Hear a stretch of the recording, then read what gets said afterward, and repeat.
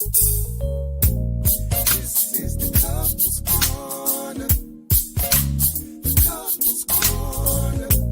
This is the Couples Corner. Team Evans. This is the Couples Corner. The Couples Corner. This is the Couples Corner. Team Evans. This is the Couples Corner. The Couples Corner. This is the Couples Corner. The Team Evans. This is the Couples Corner. The Couples Corner. This is the Couples Corner. The Team Evans.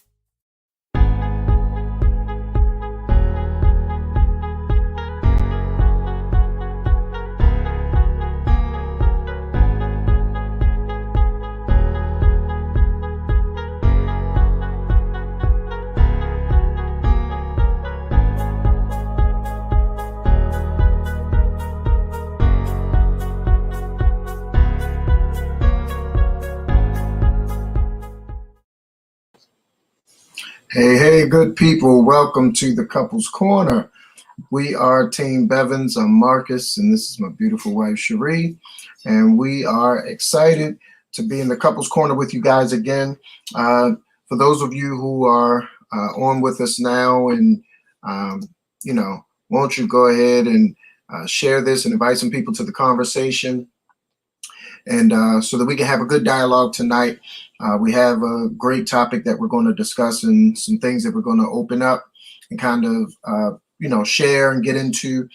So again, share, invite some people to the conversation, invite a couple to the conversation so that we can make sure that we are here and enjoying each other, getting the information, the insight, and the understanding that we need so that our relationships can grow, mature, and be stronger and better. So we're excited to share with you guys tonight. We're excited to be in the Couples Corner again. And for all of you who have joined us tonight, we're grateful to see you all as well. So we're going to pray, and then we're going to jump into our title and subject matter for tonight. So let's pray. Father, we thank you for another opportunity to gather together in the Couples Corner. We thank you, Lord, for everything that you are doing in the Couples Corner with and through Team Bevins, oh God, and as well as all those who are tuned in now to watch. We pray, Father, that the things that are shared would be things that would allow you to be able to give understanding, oh God, and to give us longevity so that we would have success in our relationships and our marriages.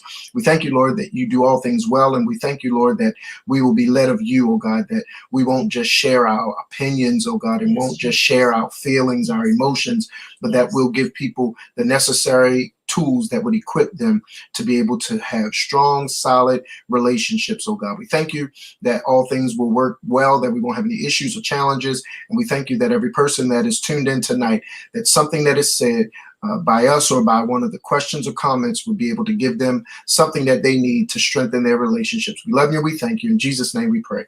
Amen. Amen. All right. So good evening, everybody. How are you all doing? How y'all feeling? Hello. Tonight, we are going to be talking about growing and maturing. So we are, of course, going to dive into that, and we're going to kind of talk about how our relationships can be better if we embrace growing and we embrace maturing. Where you were on the day that you got married, you should be a little better today, unless you got married today. Even if you got married over the weekend, today you should be better than what you were then, because you're striving to grow and to mature and to evolve in your relationship, so that you and the people that are part of your relationship will be able to grow and mature as well. So growing and maturing, what does that look like in your relationship? What does that look like in your marriage? How can we effectively grow and mature and cause our relationships to be better, cause our relationships to be more solid, cause our relationships to be able to evolve and to get better? And so one of the things that I think is very important for us to first do is to figure out where we were. Because if you don't identify where you were, and you don't identify your immaturity, and you don't identify the areas that you needed to grow in, then you won't have anything to measure.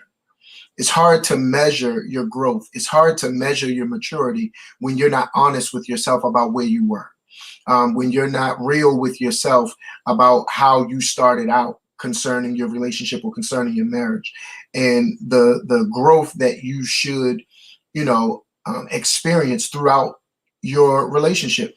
And before we can really kind of dissect the real kind of principles of it being about us growing and maturing in our relationships, it has to first start with us growing and maturing ourselves as an individual.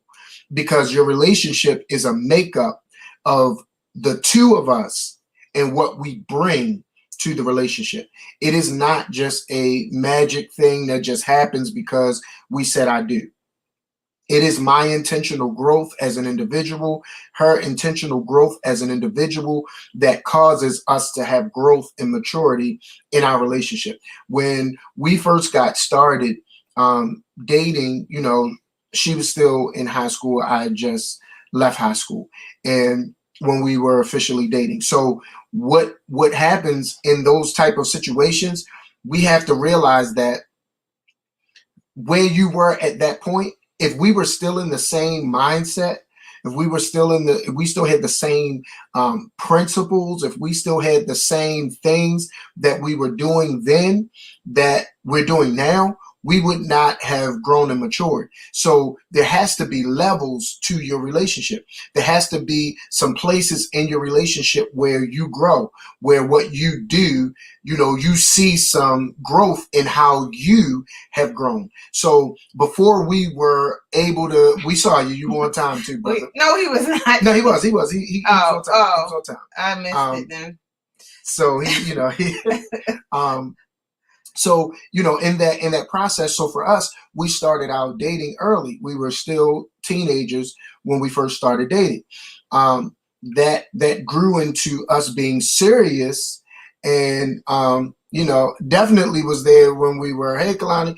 He definitely was. So, when we first started out with that process of dating, we were immature. We were doing dumb stuff. We were, making poor choices and decisions because at that time, that was the level of knowledge and understanding that we had. Mm-hmm. So if we tried some of the things today that we were doing back in our teenage years when we first started dating, or even in our early 20s when we were still dating, it would be disastrous, because we had some laws and principles that we lived by back then that were not healthy for a marriage. Mm-hmm. So at that time, mm-hmm. we both were okay with it. We mm-hmm. both, had some okay. We both gave the stamp of approval, but today that stamp would not be approved. So, we have to grow and mature, but you have to first identify where you were and be honest about where you were. So, when we first started dating, we were dating and all of that. And we had our first daughter before we got married. So that was a level that we had to grow in and mature in before we even got to the stage of marriage. So in that process, I was 21 when my daughter was born, right? And so at 21, my focus was not on, manhood. Honestly, my focus was on doing things that pleased me. And so manhood is not about doing things that please you. Manhood is about taking care of your responsibility. You are absolutely right. Absolutely right. The problem That's with what they what called you us said, too. right? Yeah, sinners. The problem with what you're Church saying folk is terrible. They'll tear you down. They'll Right. put their foot on you. But the issue with what you're saying, Rob, is that you're not using capital letters. Okay, I was a professional sinner. So but at the same time, like my daughter coming forced me to grow up in some areas that I had to mature in, right? I had to change some of my mentality. I had to change some of the decisions and the choices that I was making. So in that process, that forced me to be a better man. And me having that daughter and it causing me to be a better man, it also made me a better man for her. Now, my daughter was who I was trying to be a better man for, because at the time I thought that I was a good enough man for her. So I wasn't striving to be, that was the best thing. I wasn't striving to be a better man because I was the best she ever had. So when you're the best, what do you have to strive for? Right? So so I was the best she ever had. And so I was comfortable in the lead, right? But when my daughter came, I had to change some of my ways because what I was doing for her was okay. But what I was going to have to do for my daughter required some change. So I had to make some adjustments. I had to make some, same thing. I had to make some adjustments and some changes, right? Then when we got married, so as we get married, right? I'm 24 when we get married. When we get married, I now have to make some new adjustments because now I'm stepping into a different level of responsibility. I was okay. I was doing really good with, wow, is this doing life all the time? I was doing really good with management of me and my daughter at that time, and my growth and my maturity in doing that, right? And so in that process, you know, we mentioned to you guys, you know, some of the stuff that we encountered with even having her. Right, exactly. I'm not going to talk about how he is. Some of the things that we encountered during that process, because of course she was in college at the time. And so everybody thought that that was going to be the end of her life because she was pregnant and that was just going to wreck her life and do all of this, that, and the other, you know, all that kind of stuff. We fought through that. You know what I mean? We stood through that. We were together through that. And we caught backlash because my daughter came and lived with me after she was a year old. So, of course, you know, that was kind of unheard of. Right. Uncle Mike was in. And that was kind of unheard of. But in that process of time, that was still something else that brought a different level of growth and maturity, because being a father was one thing, but being a full-time father was another. Now, although I was going every day to go see my daughter and all that, I was able to leave. She wasn't. You know, so I had freedom. Oh, I was looking for you. I was about to I didn't have your number. I'm sorry, y'all. I didn't have your number on my phone. I need to get that in my phone because I was looking. I needed you to be here today. Okay? Willing worker. That's what I was. This must be my name. Was a willing worker. So, but you know, that it was a different level of growth and maturity for my daughter to come in and live with me. Then when I got married, that required a different level of growth and maturity. Why? Because I was okay with, you know, with my two kids, you know, because I had two kids. I had Mike and I had Chantel. I'm not complaining with y'all. So that was, you know, I had gotten okay with how I was managing that. But there was a different level of responsibility that was coming because I was now going to have to be a husband that was going to be responsible for this woman as well as our daughter. So, you know, that was going to be different. It's a different lifestyle when you got a bachelor's pad, you know what I mean? Because it's a lot of details that you don't have to maintain. It's a lot of details that you don't have to maintain, you know, in a bachelor's crib. Now we wasn't living crazy. No, that wasn't how we rolled. So it was neat and clean, and we had all of the stuff we needed, all that. But you know, we wasn't decorating, we wasn't doing a whole lot of that kind of stuff like that. But you know what I'm saying? But you grow and you mature and you learn. Hey, keep my business out. Keep my business out. but it's a different level of growth and maturity that you have Mhm. when you take on that responsibility of a whole nother adult that you're responsible for. And so I was learning at that point the need for me to be a covering and understanding what a covering was. Because, you know, sometimes we just take, it was one of those things where you take, you know, the responsibility for someone. And so you think that responsibility is just, you take the responsibility thinking that that's just provision from a monetary standpoint. But I had the responsibility of the monetary standpoint, the emotional, the spiritual, you know what I'm saying? Mhm. It was a lot that went into it that I had to learn how to become the type of man that could manage all of those things for both of them, let alone within our first year, she's pregnant again. So the family is growing while we're still establishing a foundation.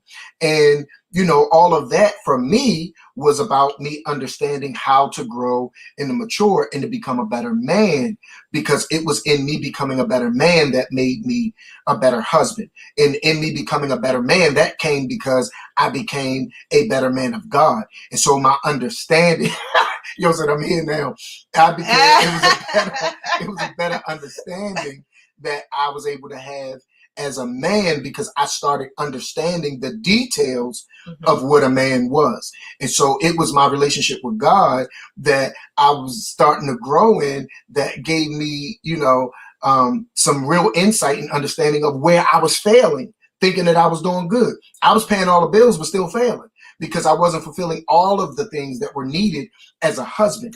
I was just being a good man. And so, you know, there's a difference in being a man and being a husband. There's a difference in being a father and being a husband. And so I had to learn how to do all of those things. So it made it, you know, something that was, it was a process, of course, but I grew into it and I was able to kind of, you know, learn from my mistakes, because I definitely made a ton of mistakes not knowing. I didn't see a lot of married couples before I got married. So, you know, that wasn't something that I was around. I wasn't, you know, in that household. My mother and my father, they divorced when I was younger. So that was only in my early years that I saw marriage in my house. So, you know, we did a lot of, you know, my mother teaching me and showing me. I had my relationship with my father, but because they weren't together in the house, that's not what I saw. Mhm. Now, it was a different story for her because her parents had been together her whole life. So they were married, you know, from when she was born and all of that. So she had a different understanding and desire and, you know, level of expectancy for family than what I did, because of what she saw and what the normal was for her, you know. And so it was, you know, it gave me room and space for me to grow. And I wish that I had the insight and the understanding that I have today years ago, because we would be so much further as a family. Now, of course, you know, it's timing and you learn those things as you go. Mhm. And I had on the job training versus me being trained for the job. So that was a difference. You know, and so when you got a grown son that you got to take care of, that thinks that he was your role model, then, you know, you kind of experience some things. But, you know, that's kind of where it started, and it gave me a foundation. And this is the thing, I'll say this and then I'll let my wife talk. My failures gave me a foundation to grow from. So if I did not fail, and this is the thing, some of the areas that I felt like I was failing in, I don't know that she felt like I was failing in some of those same areas. Now, she might have had her own areas that she felt like I was failing in that I might have thought I was winning. But nonetheless, my failures that I saw, that I accepted, that I recognized were real for me, they became the ground level for what I was able to grow from, because then I had a marker to see where I was to now see where I am. And he's finished. So that was good though. So I do have to give some credit for this topic to our pastor, Pastor Tony Smith, because he said something one day, and it was probably like some months ago, and it changed my whole life, I think, for a little bit. No, I'm talking about right there. No, it's still changing it. I'm just saying, like it was a temporary change. No, it wasn't temporary. Okay. So basically he was saying, and I'm going to just, Marcus talked a little bit about growing and maturing, but I'm just going to kind of break it a little bit. Basically, he was saying that, as a couple, you can grow together, but you don't mature together. Mm-hmm. Okay. And part of our problem is we see each other growing physically. Every year you have a birthday, your bank account is growing, but you're not maturing in the things that you're growing in. Mm-hmm. If y'all understand me, give me some hearts, some likes. I told y'all this year, y'all gonna talk back to me. Y'all gonna give me hearts, likes, whatever. So, and again, if y'all have questions, if y'all have comments, please type them, and we will, talk about it. But so basically we grow with our spouse. Like Marcus said, we've been together for years and we grew every year. We did, but we didn't mature the same. Right. And so sometimes when you don't mature the same and you don't recognize that, Mm-hmm. it causes a lot of issues in your relationship. Okay. Sure. So if I want y'all as couples to start thinking about where you may be mature, what you may be mature. And a lot of y'all might have come to your relationship, whether it was 5 years ago, 2 years ago, 20 years ago, and you were mature in finances because you had to be mature. Some people have to be mature in finances because they are all they have. And if they don't take care of themselves, they can't make it. Some people that had mother fathers that still was doing things for them after 21. Mm-hmm. Okay. So if you were mature in that and then you're frustrated because your spouse is grown, but is not mature. Mm-hmm. Okay. And you'll know you mature when you want to buy something and you wait for a sale to get it. That's maturity. Right. Maturity says, I want this. Okay. Let's talk about whatever. Let's talk about some tennis shoes. I want these tennis shoes. Okay. Maturity allows you to go, regardless of whether you have the money or not. Okay. Allows you to go back and forth to the store, online, whatever you're doing, and wait because you know that it's going to go on sale. So you can buy it the first day, or you can wait to the third month and get them for half off or whatever the sale is. Okay, that's maturity. Because I'm going to tell y'all something. I wasn't mature. So when I see it, I want it, I buy it. Right? That's not maturity. It's not. So you have to, you can go to work, you can make the money, you can expand, your bank account. You can be in a relationship for years and years and years and never work on yourself and never become mature in anything in the relationship. So you have grown, but you are still like the first year. Okay. And a lot of people were thinking because we've grown, because we've been together 6 years, this should be. But if you never worked on that area, if you never matured it, if you never said, oh, I need to learn that I can't do this anymore because I need to do this, somebody said, Muriel said, having a child at 40 was something else too. Because there's still things she had to mature in. Because oh, I'm used to just being me and my husband, or just we're good, we can do this. But now there's a different level. And if you don't mature, you will fail at being a parent. Mm-hmm. So just because you grew to 40 doesn't mean you're going to be a great parent. Right. Just because you wait doesn't mean you're going to be a great parent. I'm not talking about her. I'm just talking about the age period. Just because you wait doesn't mean you're going to be great in it. Because some things you can't mature in. You can't mature until you have experience in it. Right. Okay. And you may fail before you get better. But you have to know that just because I grew, just because, yes, we got to this point, doesn't mean just because you obtained the mansion doesn't mean you mature to the level of knowing how you're going to take care of the mansion. Right. Okay. People have a lot of nice things. There's a truck that I want. And because people know me, they like, Cherie, you going to take care of it? This how much it's going to be when you need to take care of this. And this how much it's going to be when you take care. I'm not that mature. Because when it breaks, I'm just going to want another truck. I'm not mature. I'm not doing that. I'm not paying that much money for that. Hence the reason. But I want it. But the immaturity in me is like, I can get it tomorrow.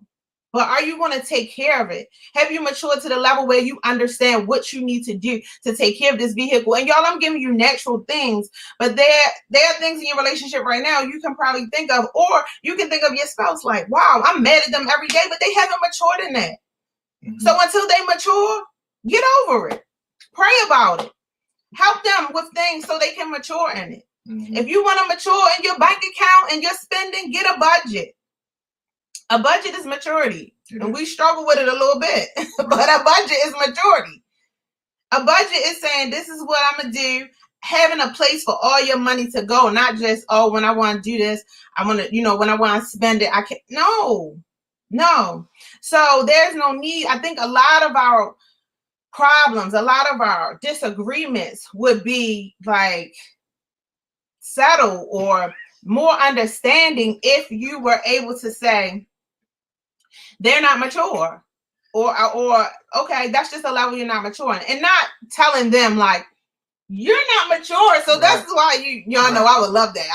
I'll be like, you're not mature, it's immature, so whatever, I'll just wait. But that's wrong. Y'all know I would like it. I do it, but it's wrong. But you need to know within yourself, and therefore you can pray about what your spouse needs help with.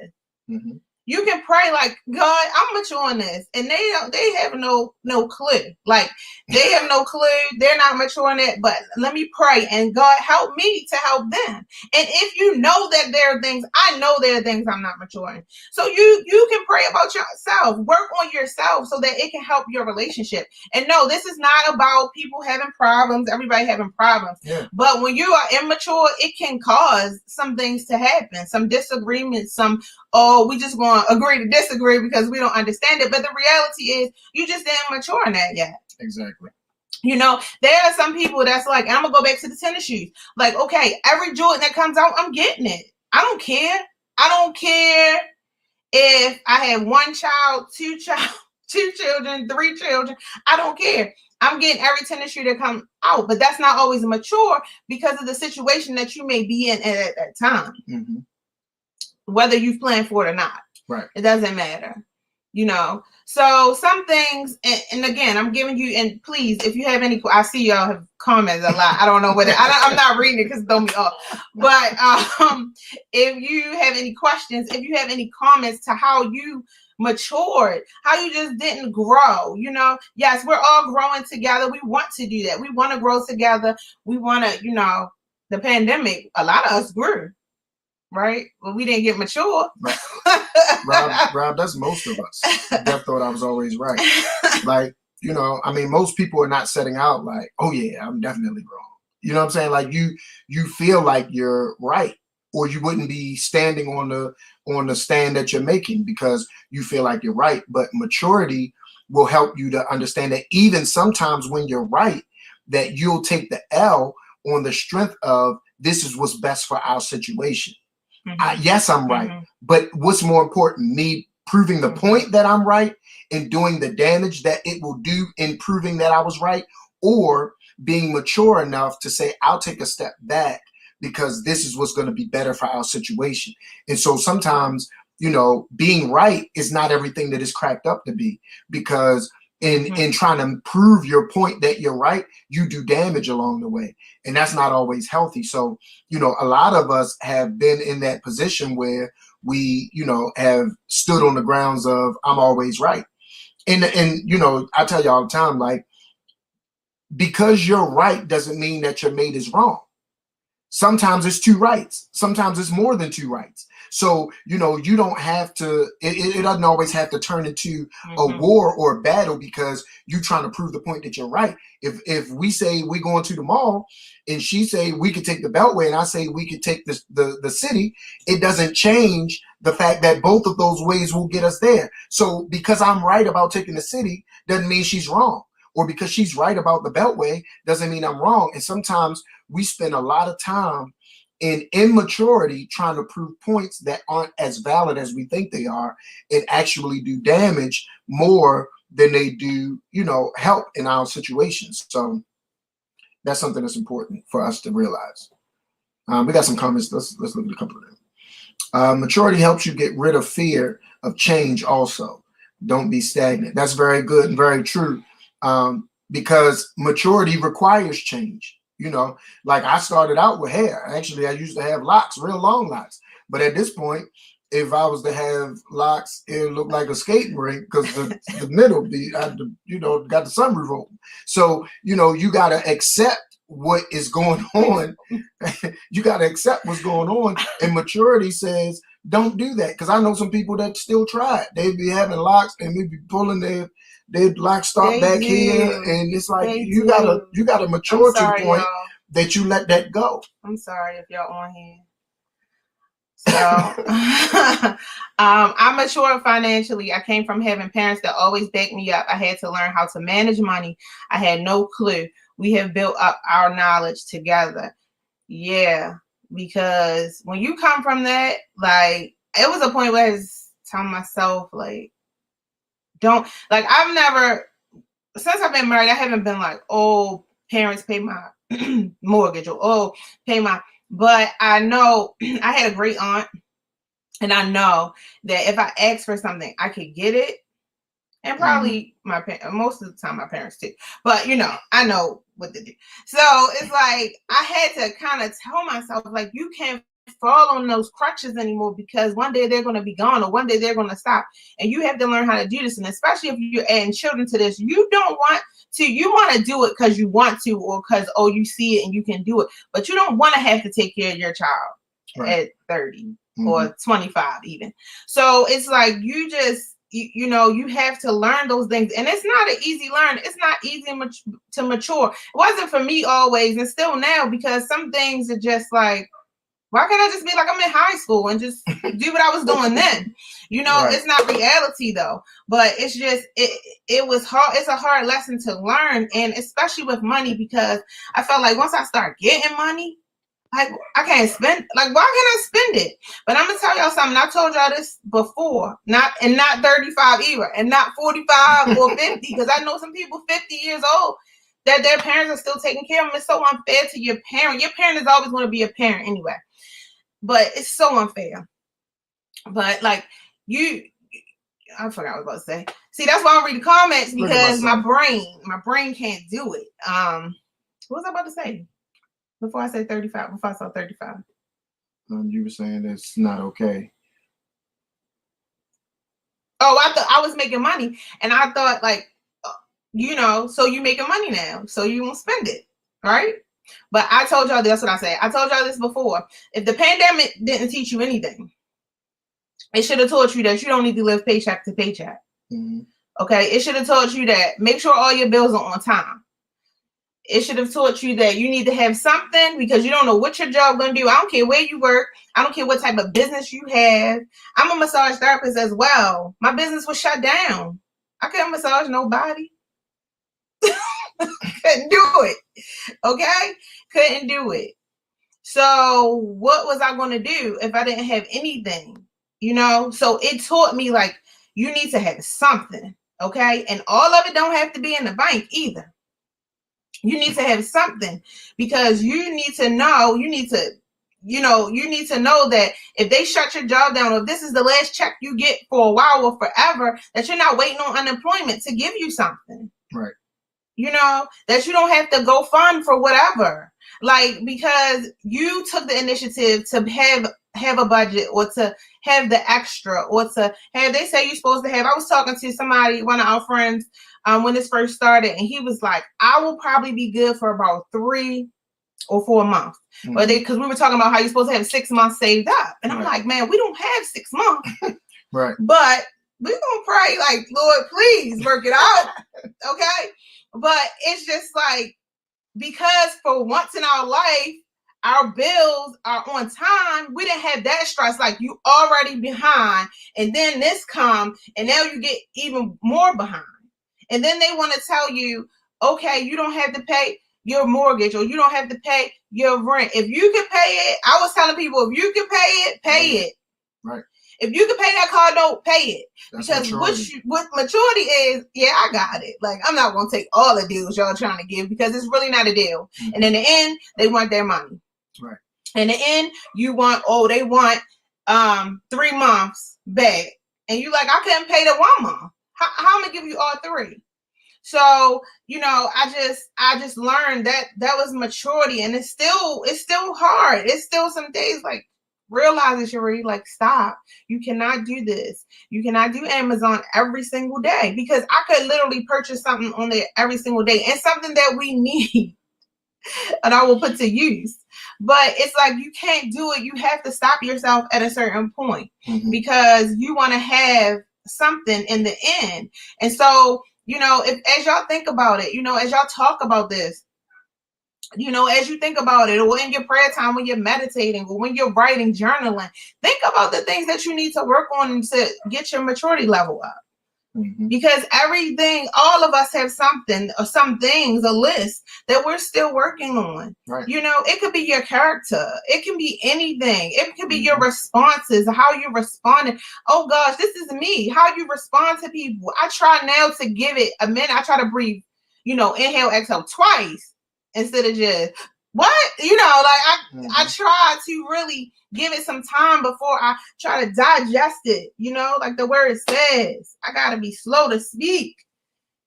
But it's hard. That's maturity. That comes with me maturing and being like, listen, this is not even worth my time anyway. But I need to mature to know that if I wait, if I hear it a little bit more, maybe it's something, maybe what you're saying, I will digest and understand differently than when I'm just snapping.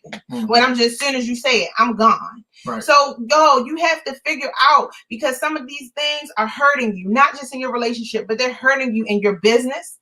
People don't want to do business with you because you're immature. The things you do, how you try to finagle, what you call it? What you call it? How you try to do things that are not Christ-like. How you, in your career, people like, okay, they come to work, so we won't keep them, but I would rather not. That's not the way it should be. That's not how people should think about you. And then in your relationship, you should be having maturity where you can have conversations. Some of y'all still can't even sit down and have a conversation. That's maturity, when you cannot talk and you can listen to understand, and not listen to speak, or not just wait your turn. Like, we double dutching. No. No, we're not waiting for the rope. I don't even know how to double dutch. Somebody was supposed to teach me, but I don't even know how to double dutch. I put that down. Like, I need to learn that before, it's bucket list. Like, we're not waiting for that. That's maturity. You grew in this relationship, and yes, you grew every year, and every year you added a year to your and the time, your tenure, the time you've been together. But we always say around our anniversary time, what are we celebrating? Right. What are we celebrating? If you're still immature, what are you celebrating? Yes, you've grown, but what are you celebrating in the maturity level? The things that you're like, I could do, but no, because of this, I do this now. Or because I learned that if I do this, it's a better way. Or if we do this together, it's a better way. Sometimes it's give and take. Like Marcus said, it's not always you're wrong, so you have to mature. You could be right, but there's still room to mature. Yeah. And it's like, if we take time to evaluate ourselves, because like she was talking about with the anniversaries and stuff like that, like we do evaluation and we look at what have we accomplished, what were our goals, what did we set out to do so that we could achieve it. It was a goal. So if we didn't meet the goal, then what are we celebrating? Because there's still work to do. Maybe we need to not be celebrating and focus on some learning, but you grow and you mature based on your reality, you realizing that this is where I fall short. This is not what I'm good in. This is where I need to learn. This is what, and when we can get over our pride, because that's a major speed bump for us growing and maturing. Our pride, when we can get over our pride and we can put our pride aside and ask for help in the areas that we need help in. One of the comments said, try to live by the 70-30, rule, 70% for investing and 30% for living. It'll change your life. And that is extreme. That takes an extreme level of discipline, because the average person thinks if I make it, I can spend it. They don't think that it doesn't matter what I make. This is what I've set aside to live off of. And so when you learn to do that, that's how you have longevity. That's how you have success. and not, I make 80,000, so I'm gonna live at 80,000. But you don't make 80,000. Exactly. They tell you make 80,000, but by the time you do your taxes and if you got insurance coming out, you do all these other things, you might be seeing 60. So you're going off of what they told you they were going to pay you per year, not what you actually are bringing home.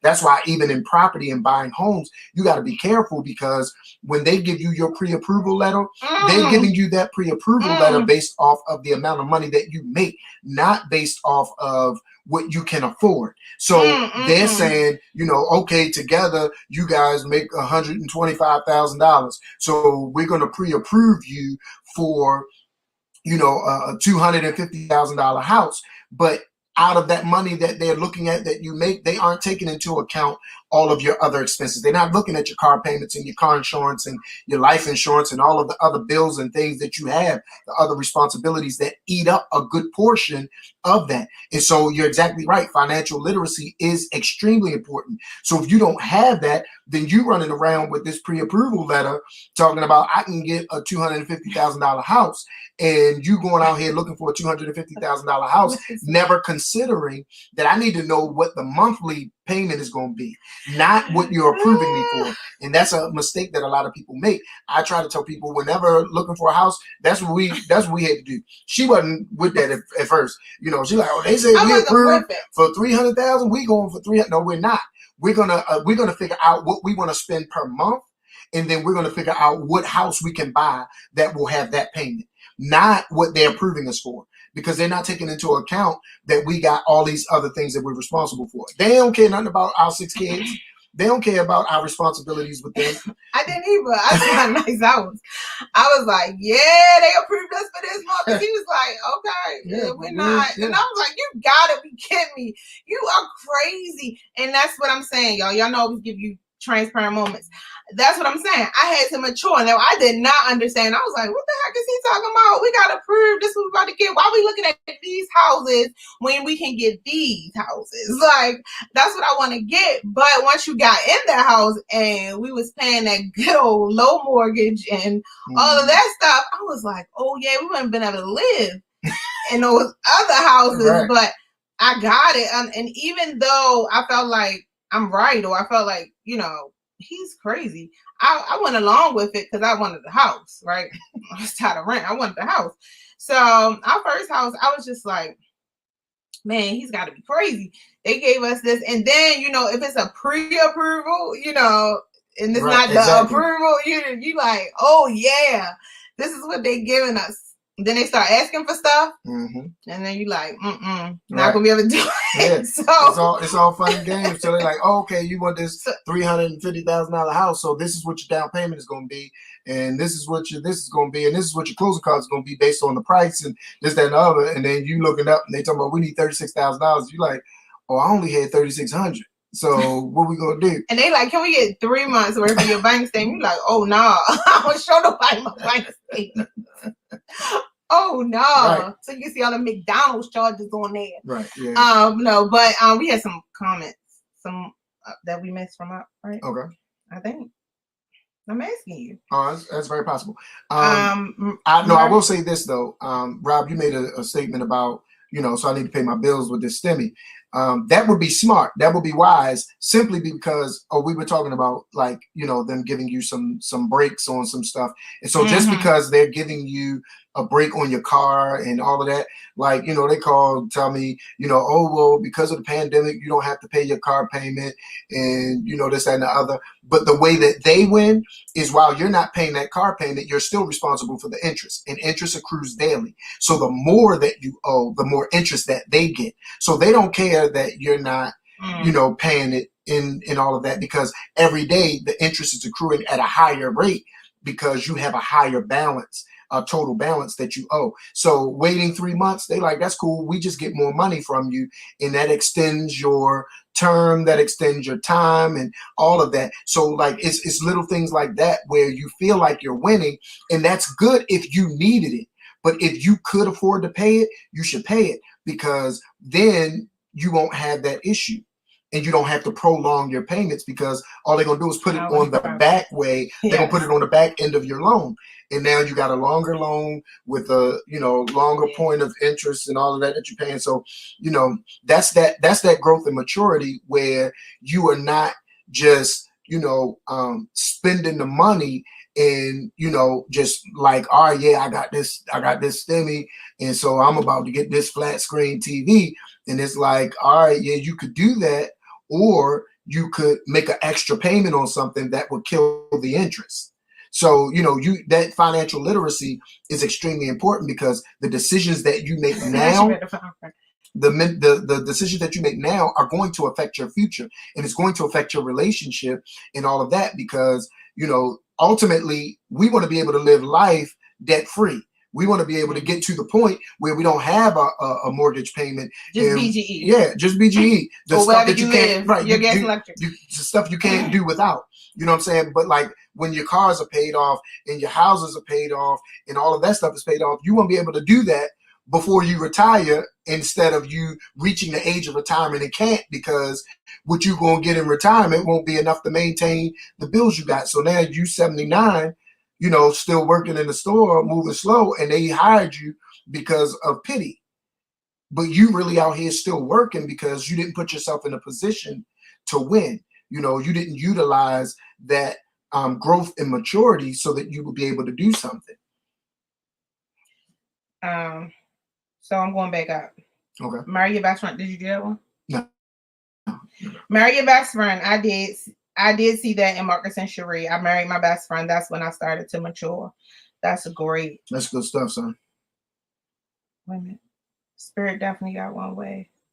Oh, that was when you were saying, did you not taking care of you don't want to be taking care of nobody at 25 and 35 and 45. He was saying Spirit had a one-way ticket. He could go live Florida. with his mother. Okay. And yes, I'm still in business. Okay, we talked about that. I did learn to stop buying dumb stuff. Yeah. People died in border houses. Right. So you saying I need to pay my bill? Okay. Tomorrow may not come though. Can't take it with you. Right. So tomorrow may not come, but your son still needs to live tomorrow. I heard somebody say something. I'm sorry. What's happening? I thought you got to the end of your statement. It was still some more words. No, go ahead. What's happening? Hello. I'm trying to remember where it was, but I heard somebody just say the other day, they were saying that you'll say so far so good. I heard somebody say that you don't see a hearse and then a U-Haul truck, because you can't take the material things with you. So, you don't see a hearse and, a U-Haul with all of your prized possessions in it. Like they're going to put that in the grave with you. So some of those things that we make a priority are not, and we talk about that too. Like you can be mindful of how you want to live, and sometimes husbands go through this where you're so focused on, I want my family to live a certain way, I want us to drive a certain way, I want us to have certain things, and so you out here working 2 and 3 jobs to make that happen.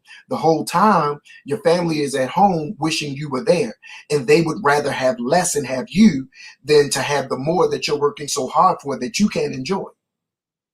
And then your relationship falls apart because you two don't have a connection, because there's been no time invested in your relationship. Only you trying to give them the world when you the world that they would rather have. Okay. I think she was saying it can't go with you though.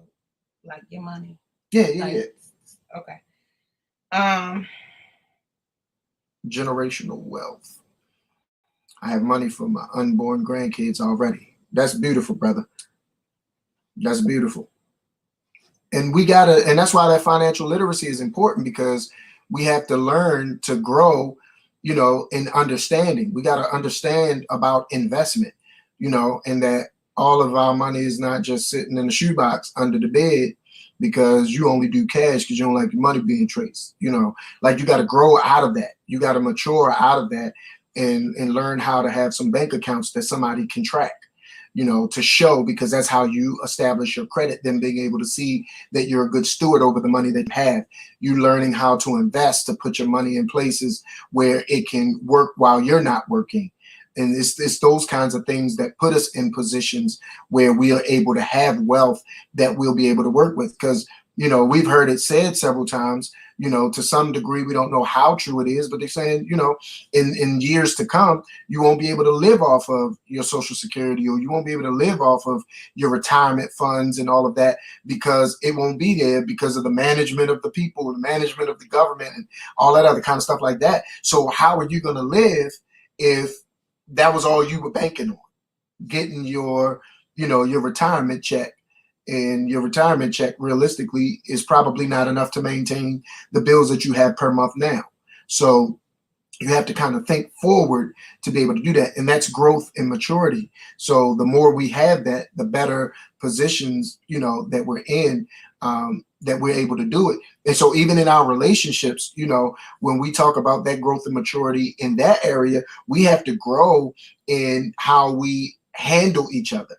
We got to grow in how we handle each other's hearts, knowing that, I have her heart in my hand. She has my heart in her hand, and we're responsible for the way that we handle it. Like, that takes growth and maturity. There's some things that you can say. There's some responses that you can have. There's some rebuttals that you can have, but you have to consider, I have this heart in my hand, and if I squeeze this, what kind of damage is it going to do? And is that damage repairable? Because there's some things that you can say that you can't take back. And when you say it, you can't control how deep it cuts. It takes more than you just having, the fact that, oh, well, I was just speaking my mind, or they was asking for it. No, you got to grow and mature out of that type of mindset and grow and mature, because this is the thing that I say. I don't appreciate those kinds of statements when you're not doing that at work. When your boss say something you don't like, you ain't in there, rectifying that. Oh, no, let me tell you something, Mr. Man, and you ain't doing all that there. So if you have control at the workplace, if you got control in other areas, then you can have it in your relationship. You don't have to talk to your mate that way. That's not what you have to do. That's what you choose to do, because they love you enough that they won't respond the way other people do. You try that at work, you fired.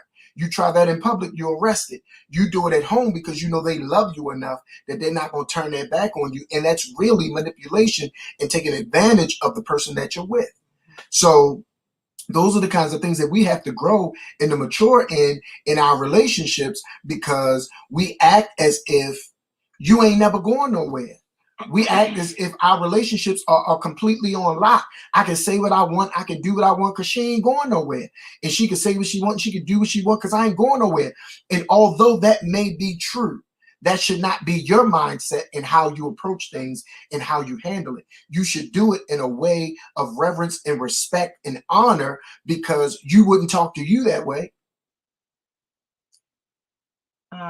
So to all my favorite people, which are say it with me, engaged couples out there, you have time right now to discuss with yourself, with your fiance, what am I not mature in? You can just sit and think, like, we're going to get married and this is supposed to happen, and the Team Bevan said this, and all the other couples on there said this, that, and the third.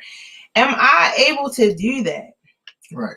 Am I able to run a household that doesn't just include me?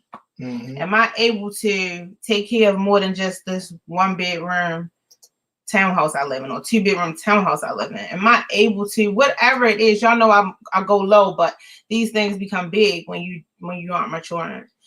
So for my engaged people, this is why I love y'all, because you have the chance to sit and reflect on these things and to try to you can't get everything right. None of us can get everything right, but you have a chance to reflect on some things and make this a conversation, or just make it something that you meditate on or you work on with yourself. Because if you can't be honest with yourself, then there's no need in talking to your fiance, because you won't allow them to show you the areas where they feel you are immature. And I know it seems hard. It's a hard word to say, oh, I'm immature, but that's what it is. That's the reality of it.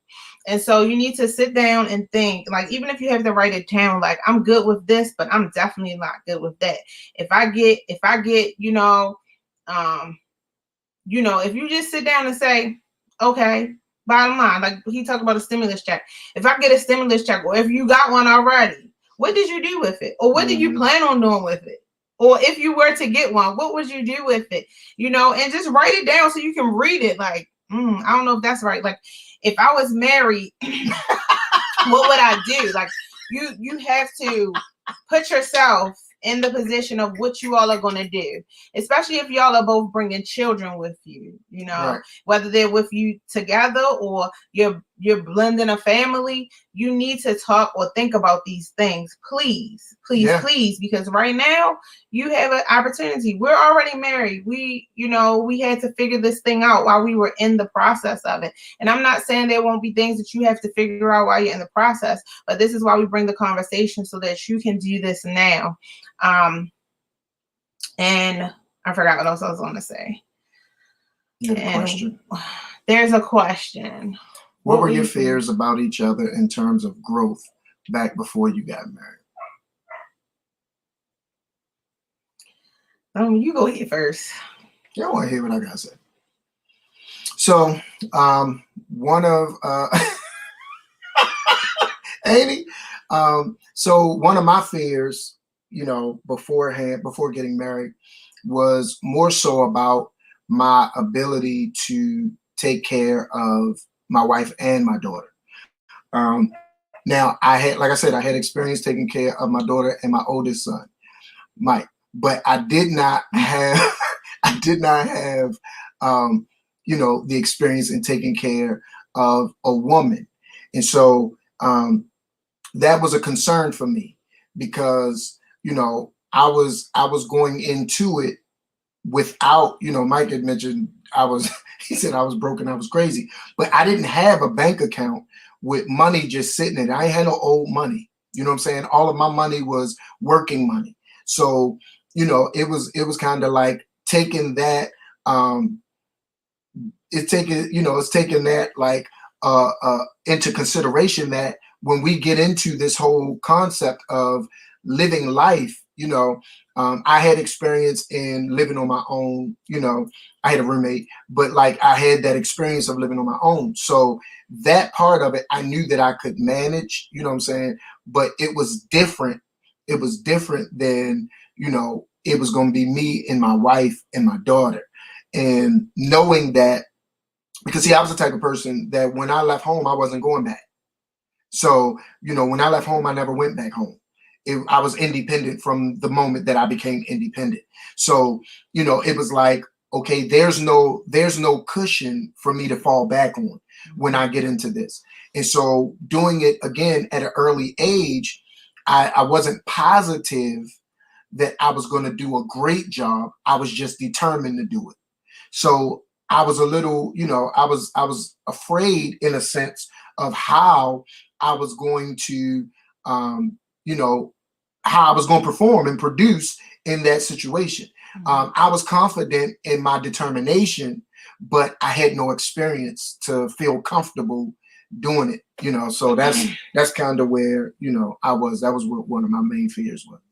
I don't really know if it was a fear, just my managing of the house, because I didn't have to do that. I just managed my room and I managed my room, and that was it, in my car. So just managing the house, taking care of the house, like being whatever Marcus needed for me to be able to be that or do that. That was my fear. But like us together, I didn't really have, because we adapted to so many situations that probably some that y'all probably didn't even know, that we had to adapt to and still come out with a smile. So I think that I wasn't really fearful. Like, am I answering the question? Because the question's gone. Am I answering the question? I feel like I'm going. So, but I was like managing, like, I saw, my mom like had it down, like how she does her house. And I still don't think to this day I have it down. Now, I have a lot more children than my mother, and I do a lot more things, but there were certain things she just had down, you know, and I saw her do that, and I'm like, I don't know if Marcus is looking at that, depending and thinking I'm going to do it. I'm gonna try. But one thing I will say is, before we got married, I was honest about things. So I told Marcus, I'm not cooking 3 meals a day. That's not gonna happen. If you want 3 meals a day, then you don't. And some of y'all women are clutching y'all pearls right now. But guess what? It was no shame, because I knew that's not what I was gonna do. I wasn't gonna cook 3 meals a day. I wasn't gonna pack your lunch every day and send you out the door. Even if I had good mind to do it, I wasn't. So I just, like, if that's what you want, if you want this, and that, and that's just one example I'm giving you, then, you know, maybe I'm not the one, because I can't do this. And you can still be a father to your child. We don't have to get married, for all those people who said Marcus married her because they had a baby. No. Okay? Yeah, we don't have to get married. Don't think that. Never. On the Marcus Bevins game show, there were many contestants. You can just be a father and we'll be cool, and that's it. So I just wanted, you know, him to know a lot of things that I wasn't going to do. Absolutely, a bowl of bricks. So I'm just like, I'm just not. Now I probably cook more now. Well, not right now, but I probably cook more later than in the beginning. It wasn't just, and that was another thing we had to mature from, because every weekend or anytime we felt like it, sometimes we do it now. We just be like, oh, we'll just go buy something to eat. We do it now. Like, the kids know how to cook, so they cook for themselves. We be like, we don't want that. We want to buy something to eat, and not because it's not good. It's just because it's not the choice. You know, it's not it's not our choice of what we want today. So yeah, I wasn't a big cooker either, Muriel. What did he say? Cherie, you were being dishonorable. Chick-fil-A open 6 days a week. And then when you start adding up, like, if I would have just ate at home. Right. Somebody was saying they went to Starbucks every day. I'm like, yo, do y'all know how much money they're spending at Starbucks? This is something this is a way that Cherie didn't think. I'd be like, oh, you go to Starbucks every day? Good. What you get? Give me one. Now I'm just like, do you know how much money they might be spending at Starbucks going every morning? Like, wow. Mm-hmm. Do you know what they could do? They could just make their own. Bought it at home and went like once a week. You could even buy like Starbucks and make it at home. Like, I know it's better, but like, if you just, do you know? But hey, that's that thing. So until they mature in it, and they may never, they will be like, I'm never. This is my thing. This is going to be my thing, and we all going to have that too. This is my thing. Because some of the stuff we do is not out of need; it's out of convenience. Yeah. Yeah. So if you have any more questions, any more comments, please type them. Cherie, step up your kitchen game up, said the Lord. And no, because he's the Lord, and you know I listen to the word that comes from the Lord from you. But you need to step up that game and get me that meal. And we don't have to worry about it. As long as you got friends that cook, you never have to worry about it. And the kids can cook. Our kids can cook. Well, not all of them, but they can cook. So we don't have to worry about that. Live how you don't want to live so you can live later how you want to live. Yep. Yeah. Like, you know, just decide, like, yeah, I'm just not going to do it. I'm just not going to purchase that, or I'm just going to save this. And then later, some people are going to be working real, real hard, and you'll be okay. You be sitting on the porch sipping tea, if that's your drink of choice. Mm-hmm. Okay, tea is mine. So, oh yeah, don't get that twisted. Oh, absolutely, because Marcus cooks. Yeah, it's not a game. And a couple of these fellas on here are cookers. So this it ain't heating up no ramen noodles or nothing like that. Like we get down in it. Like we don't have to go to a restaurant. Yeah, we choose to go. And my dad cooked. My dad was a cooker. So listen, if my engaged people, like she just said, men can cook. You need to know this right now. Does he expect you to cook? Do you expect him to cook? Like, these are things that, sometimes conversations. I tell y'all all the time. that when I got married, one thing I did think when I got married was that I was going to have dinner every night, right? Together, my family. We couldn't do that. We couldn't do that because Jermaine and him were out having rehearsals and whatever else they were doing. So we couldn't do that. But no, for real, I told y'all that. So, don't just expect it. That was something I didn't say. Now, I said a lot of things prior to even probably all the way to the day before getting married because I did not want, listen, he was going to stay out of his mother's house. By me, I was going to stay in my mother and father's house. I would be fine. I would be fine right here. I'll be good till I decide to leave up out of here. So we ain't got to do this quick, fast, and hurry.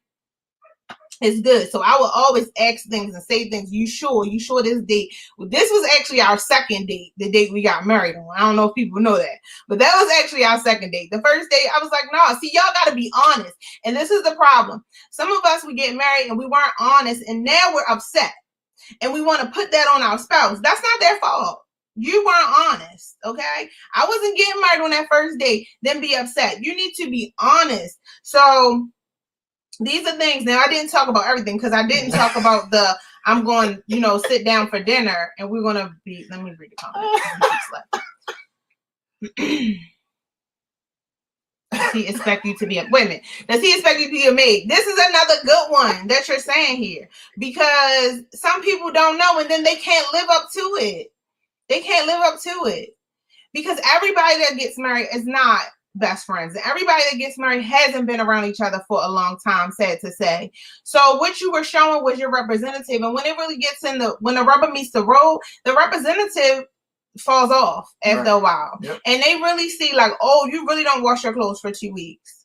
Oh, you really don't do that. Okay. You were just doing that because I was coming over every weekend and you was like, yeah, I'm washing, I'm cleaning. But this is real life stuff here. Exactly. Marriage this is not a game. Right. So for any engaged people, these people are giving good things because these are things you need to communicate about. This is not a game. And this will mature you real good. Okay. Because you need to know that the things that you do for yourself or that how you live, your spouse might not like it. I have a family member. There are some things that females do and they don't understand. He doesn't like it. Therefore, he has to leave. He has to move on. And it amazes me because he's younger than me, but at the same time, it's what he likes. And this is how he wants you to live and to provide a house. And this is how he wants. And when he keep coming over and see that, oh, this really what you're doing. And so what Marcus told him was, anybody that you date, you need to do pop-ups, not pop-ups to their house, but while you're together, you need to be like, let's go to your house real quick. I gotta go bathroom or something like that. Mm-hmm. Because for him, it will be so bad if he marries somebody and that's still the representative. Like, it will be really bad. We'll be like, oh, where's your wife? Gone. So it's really bad. And most people might think, oh, a guy, he'll be all right. He'll take whatever. He ain't the cleanest hand. But it's what you like. So you have to communicate those things to each other. Hold up. People wash their clothes every 2 weeks. That's impressive. I'm out of here. Hygiene expectation. Yes. Like all of these things. Thank God for Food Network. Because you said my husband was Microwave King and Hamburger Helper Chef when we got married. Okay. Okay. But we knew this. Jermaine already said that at the beginning. He said Mike wasn't cooking nothing. But listen, you ate. Okay. That's some people positive. didn't get anything. That's positive. But I don't know how many years that was going to hold up. That's what I'm saying. Like, how many years are we going to have Hamburger Helper? So y'all have to, and some things, listen, guys, some things we know and we'll work with it. We'll work with it. Sometimes you do, but some things and you're like, we'll work with it. Right. Yeah, some things are not deal breakers, but there are some things that are. Inside out. Okay, please don't teach people this. Okay, that's if you get stuck over your front house and you don't and you gotta wear your clothes home to get home to take a shower. No, I think I hope he's talking about washing. What? He said turn inside out. Yeah, he was just talking about people wash clothes every 2 weeks. I think that he's more so talking about teachable moment, that t-shirts, undies, and socks can be inside out, not like just keep wearing the stuff without it being washed. Okay, got it. Well, no, that's what I just said. Okay. But he's a bomb chef now. I don't touch. Oh, wait a minute. Every night, hamburger helper clutch. But he's a bomb chef now. I don't touch the stove unless I have to. And that's that on that. Period, as my daughters would say. Because you had to work with that. He had to mature in cooking. Yeah, he was an exception to our crew because the rest of us could cook well. And but yeah, he grew into it, and that's all that matters. Thank you, Lonnie, for being patient. And waiting for the maturity. But if it never came, you knew you was getting a hamburger helper or you were cooking. You know, and some things we're willing to deal with. You know, there's some things about Marcus that I knew. People will be devastated. Like, I know. I already knew it. I already knew it. So I was willing to deal with it, work with it, whatever. I already knew. You said literally. I can burn. So, guys, I just hope that, you know, you will think about it. You will think about, you know, how you're maturing, what level you've matured, and give yourself some kudos for the things that you have matured in, because we have matured in so many things, and we don't give ourselves enough credit for that, or our spouses don't give us enough credit for it. So it's not just all, you know, you can look back and see how many things you've matured in, but you also need to see where you still have to go. You know, what you want. And every year, every couple years, I believe it will be different things, because you want different things, or your life has changed in a different way. You know, there was a time where we were with my parents to help take care of my dad. So, you know, that's maturity, because a grown man does not want to live at somebody else's house with some other grown people. They just don't. Well, some people do, but they just don't. So, you know, that was another level of maturity to understand why we're doing it. What's the, you know, the guidelines. We're going to pay bills while we're here, whatever it is. But it's principle over pride for me. It's just, you know, and then people were just amazed. Like, all of y'all are in there? Like, yep, we are.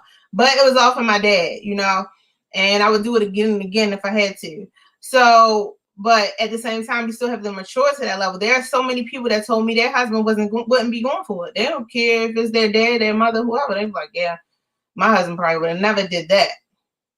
Left a house to go be with them, you know. So that's his maturity level, you know, which he would probably have been in the beginning. Be like, listen, can't we get somebody to go up there? Yeah, I'm like, I mean, why you gotta be there? Like, keep taking them trips, you know. But we had to be smart, because, you know, after getting calls and waking up out your sleep and having to get your clothes on, jump in the car and get to your father, like, Reverend, just be here with him. Just be here with him so that we can just make sure everything's okay. And when it starts being okay, then we left, you know. So it's so many things, you know. Your life is going to change. Things are going to change. Things are going to happen, and you're going to have to make some decisions, and you're going to have to be able to make the mature decision, not the emotional decision, not the decision of selfishness, but more so the decision of selflessness, you know. So please know that you have to, you know, I'm distracted because I can't keep reading them. And I block them. All right, Rob, you was almost on time for that. He said you was on time. I seen you come a little bit after, like a minute after. But anyway, so, you know, we had some good conversation today. I thank you guys for being on here. I thank you Please share. If you have any topics that you want us to talk about, please send us a message. If we don't have your email, please give us your email. We will get with, you know, email you. You know, we don't send out a God's word every day. We email when we need to, but we want to do it, you know, privately. Join our group on Facebook, Couples Corner. The Couples Corner. Like and share us on YouTube. And yeah, I think that's it. But if you have any topics, and also, oh, I'm sorry, guys, I didn't check my text message tonight. But if you have any questions while we're on, y'all know y'all can, if you have our numbers, you can text us, or you can send it anonymously or something like that, so that we can ask it for you. No question is dumb, because you're going to help somebody. There are some people on here who can't ask the question or who are unable to ask, as I tell y'all all the time. So if you have a question, or even if it's not for you, still ask it. Or if you have a comment, still comment, because you're helping people. People watch the playbacks, you know, and they comment and they say a lot of things. So please. So we just want to thank y'all. Thank y'all so much for tuning in. Thank y'all, you know, for loving us the way y'all love us. Thank you for the first timers. Clap it up for the first timers that came on tonight and that's going to watch the replay. And please pray for Team. I don't know what I just did to this, but this is maturity right here. That gray, that's maturity, because I will dye my hair in a minute. That's maturity. I don't know what's going on with this, but it just did something. And this is mine. You know, people be looking at me like, why she didn't get the right color? It's my hair. It's all my hair. Okay. There's no color to put up there. I mean, my color's growing out, but this is my hair. So anyway, that was a side note. I don't know. But so guys, pray for us. We'll be praying for y'all. Please, please, please join. We have Couples Corner, the family edition, okay, where our family is on there. Thank you so much. I saw that comment. Thank you. Thank you. I appreciate it. That pushed me. That gave me one more day without dyeing this hair. Girl. So, but it's nice to be nice. It's nice to encourage each other. So, if you have children that are high school age and up, please allow them to join us next week. Every other week, our children come on, and we get to discuss real stuff. If you have not saw the Couples Corner Family Edition, please go back. Last week, we talked about the pros and cons of having a big family. I think prior to that, we talked about being heard. So this is something new we're starting. Please, you know, like, share, tell people that have big families or just have children in general. We want you to see that Team Bevins, we have real things going on too. We have real issues. We have real celebrations. We have real things going on too. So please, please, please, have the children get on it. If your children are on, allow them to ask questions, you know, and let us know that this is your child asking. It doesn't matter. Allow them to ask questions. Our children are open. We do not script them. We do not know what they're going to say. You know, last week I was a little bit nervous, but we don't know what they're going to say, because this is their true heart. They're pouring out here, and they agreed to do this. We didn't make them do it. They were like, sure, we'll do it. You know, we'll tell the world our life. So, you know, if you go back, you'll see their personalities and how they just answer your questions, and they're real. It's just how they feel. And it's not always, you know, to the benefit of us, you know, because we're real people too. And so sometimes in this journey, we haven't done everything correctly, but we are striving every day to get it right. We are striving to be the best, and to be better than we, you know, were in the beginning. So I want y'all to have conversations, okay? Conversations. You guys gonna bring me on as a special guest, okay? Tell me what the topic is gonna be. Tell me what the topic will be. So we will, you know, see you guys next week in Couples Corner, the Family Edition. If there are family topics that you want us to talk about, please put them in our, you know, in our inbox or our DM if you're on Instagram, or send it to us. Send it to our children. They have friends or people that are asking them questions too to ask. So send it to them. But we want everybody, every child, kindergarten, every child from 9th grade on up to be a part of it. Okay. So thank y'all again. We love y'all, and we got to go. Enjoyed you guys, and it was a wonderful time. We appreciate y'all, seriously. And you know, y'all share this and send it to some people that you know that could benefit from the conversation. And we'll see you next week in the Couples Corner. Peace. Peace.